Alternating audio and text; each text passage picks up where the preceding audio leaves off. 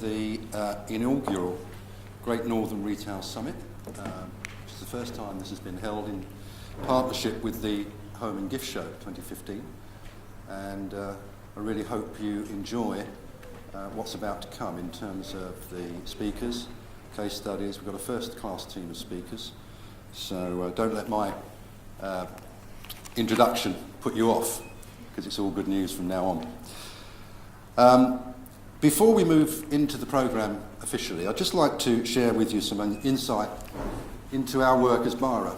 I'm Robert Jarrett, Professional Services Director. I think you've all got my biog in terms of my background. And I'll just give you a little bit of an indication of what we do in terms of our activities as a trade association for the independent sector.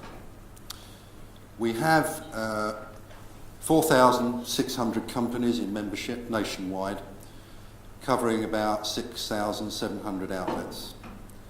And the shorthand for describing exactly what we do for a conference or an event like this is if you can imagine that we're providing the support that the multiples have in-house across all those issues that you as independents, and there are many of you I'm sure in the room, have to face every day of the week. So we're talking about health and safety, we're talking about employment, we're talking about auto-enrolment pensions, all those issues that you have to deal with on a daily basis but don't necessarily have the resources to implement. And that's where we come in, and that's where we support you. bira was formed in 2009 as the result of a merger of two nationwide trade associations. One was the British Shops and Stores Association, and the other was the British Hardware Federation. And we created the brand towards the end of 2010, and it's now pretty well recognised, certainly as far as the media is concerned, and we're now prominent with the media. I think the only one we've still got to crack is Question Time. So my colleague, our communications director, is working hard on that one. So that's just a brief history of bira and what we do. We do have a stand here, which I'll give you the details of later. But the main point of the address, my introduction today, is the future of the high street. Well, how do you predict the future of the high street?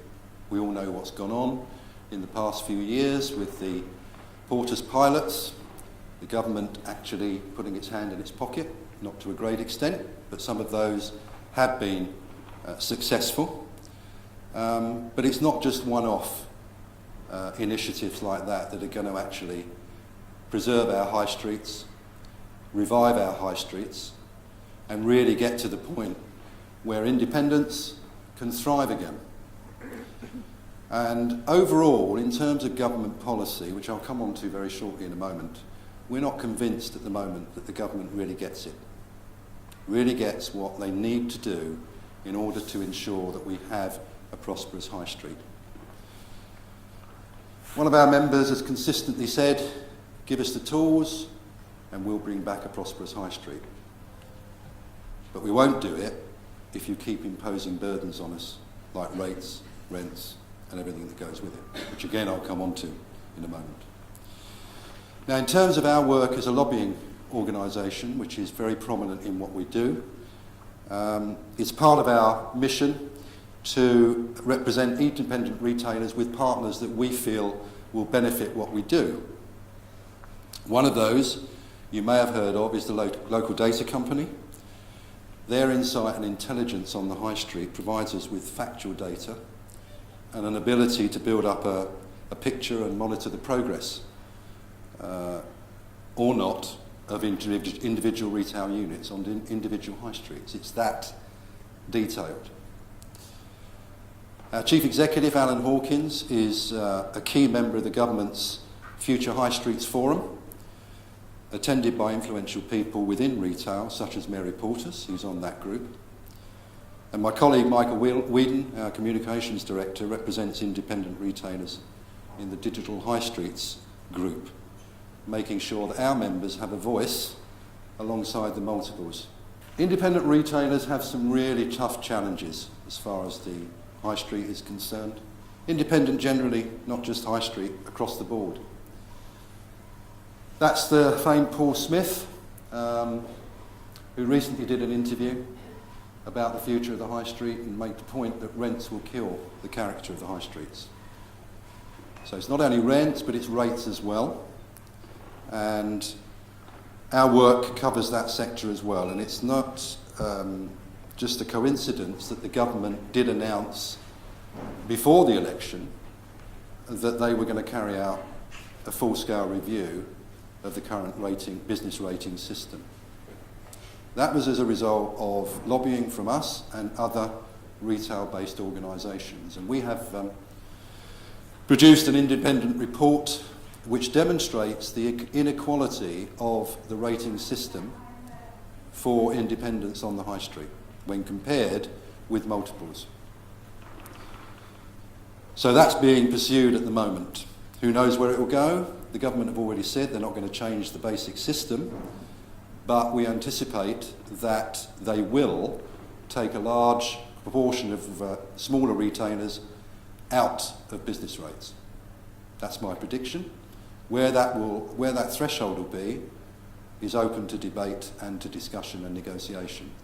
But I think we're talking a minimum of those retailers with a rateable value about £12,000 may well be taken out of business rates. So as the voice of independent retailers, we need to get involved in these topics. That's our mission in life, to protect your interests and to make sure your voice is heard. And it's been our mission over the last probably 3 or 4 years to pursue what we're doing on the basis of the 3 Ps.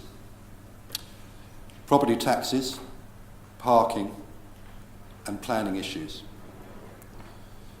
So I've commented before that after campaigning for an urgent review of business rates, which are not fit for purpose, the current structure is just not fit for purpose. We've now issued this paper, which I'll be delighted to circulate to anybody who's interested, if you'd like to give me your details towards the end of the event. That's going to feature more and more in terms of what's happening going forward, and it's important to you as an independent community that we get it right. Parking issues, ongoing.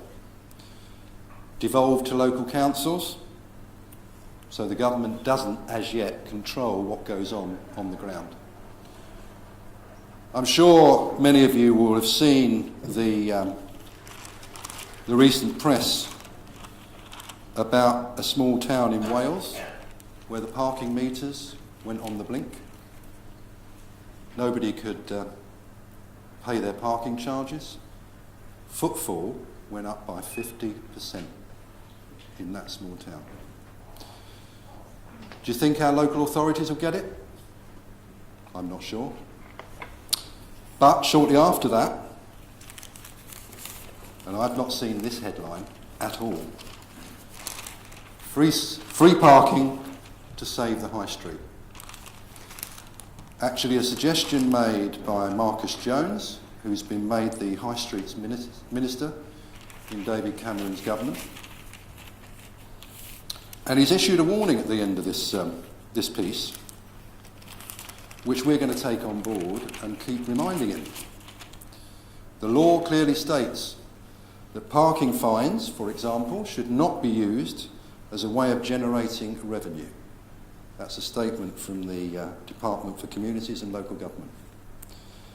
Ministers have warned that any local authority found to be using parking fines as a way to make money could face reduced levels of government funding. Now, we've often seen words across the piece from not just this government, other governments as well. What we need to see is action on that front. So that's gone public. So on parking issues, we'll be pursuing that with the Minister concerned. In terms of planning, we had a situation probably about 5 years ago where the government issued planning advice which effectively was meant to curtail out-of-town development. Town centre first was the principle. I'm not sure we ever got to that, to be honest. But I picked up recently, in preparing for today, there was an article in the Construction Inquirer, all good for statistics, one of their daily bulletins. Supermarket giants build out only 32% of their planned stores. Now that's probably, given Tesco's recent problems and the problems of the other three, that's probably what we would expect. Less than a third of stores submitted for planning permission from the big four across the UK have actually been built since 2010. Quite a startling statistic, that. 556 planning applications since January 2010. 179 schemes completed or currently under construction. Tesco's, for instance, 206, but with the lowest planning ratio at 21%. Morrison's was up at 56%. I think what this indicates is planning approval doesn't necessarily mean or indicate that they're going to develop an out-of-town store. I think what they're doing at the moment, based on the current situation, particularly in the grocery sector, is they're competing for development options as to what to do with that land. So that may well throw up opportunities to actually regenerate the high street in a way that we feel is where we need to be. I put up this slide because in terms of regenerating the high street, producing a situation where the high street survives in all its diversity, I said earlier that one member had said to us, give us the tools and we'll do the job. We'll make our business profitable and we'll revive the high street. But what he meant by that was that you've got to stop creating a situation where more and more burdens are being imposed on us. So that's the relevance of what I put up there in the context of the future of the high street and the future of independence and their viability going forward. So the Consumer Rights Act, new one coming in 1st of October, arising from a European directive. Don't they all now? Has anybody heard of alternative dispute resolution? You know it's coming? Do you know what it is? Awareness is not where it needs to be. The rules are actually enforced now, but they don't actually come into effect until October. What this means in effect is that where you exhaust where you have a customer complaint and you exhaust your internal procedures, the idea behind this is to take the burden off small claims court. Retailers will have to direct their customers to an alternative dispute resolution organisation. Ombudsman, I suppose, is the term. And you're going to see an increasing number of ombudsmen, experts in their field, arriving on the scene. My advice to you now is don't do anything. That landscape's going to get more clear as we go forward, and if you take the myriad of sectors in retailing, who's going to provide detailed advice and knowledge on the products that you're selling? So if you do get approached, just hang fire, and we'll keep you posted. You can ring us. The fact you're not a member, you can still ring us, and we'll tell you how it's going. And the last one, well, that's a success. We've now got a payment systems regulator in force, which we've been campaigning for 15 years minimum. How's it going to affect independence? Well, you're all aware of the costs of your card processing, and you're all aware of those horrible things called premium cards, where you get charged a lot more than on normal cards. From effectively December, that's going to change. Premium cards will be no more. Okay?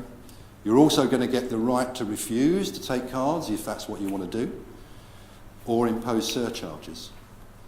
So all important developments for you in terms of everyday life and everyday experience in terms of what you do as retailers. And the more of those things, particularly those first two, that we can get off our back, the more chance you've got to do what you do best. Considerations for future trading. Well, we're a bit apprehensive about what the Chancellor announced in the budget as far as smaller retailers are concerned. Do they really get the struggles of small business? I'm not sure. The budget implications are already causing retailers to rethink what they're going to do in terms of the living wage.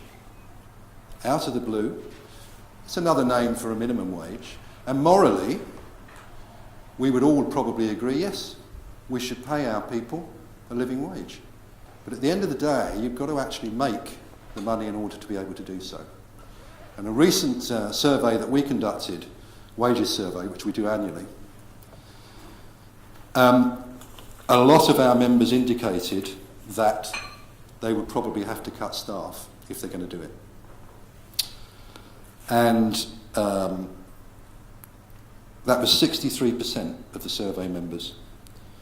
The Office for Budget Responsibility has indicated that 60,000 jobs could be lost. Now, I don't know whether that's pie in the sky or whether it's going to happen, but it's another issue that you as independents are going to have to deal with. So that's relevant to the future of the high street and you being there and continuing to be there. Sunday opening. New proposals there. Do we need them? Do we actually find that our customers are concerned about the current Sunday trading rules that were introduced from 1994? I don't think so. I haven't seen any evidence of it. It's not to say it isn't there. But what has Mr. Osborne done? Well, he said, well, we feel it ought to be reviewed, but we're not going to do it. We're going to devolve that power to local authorities.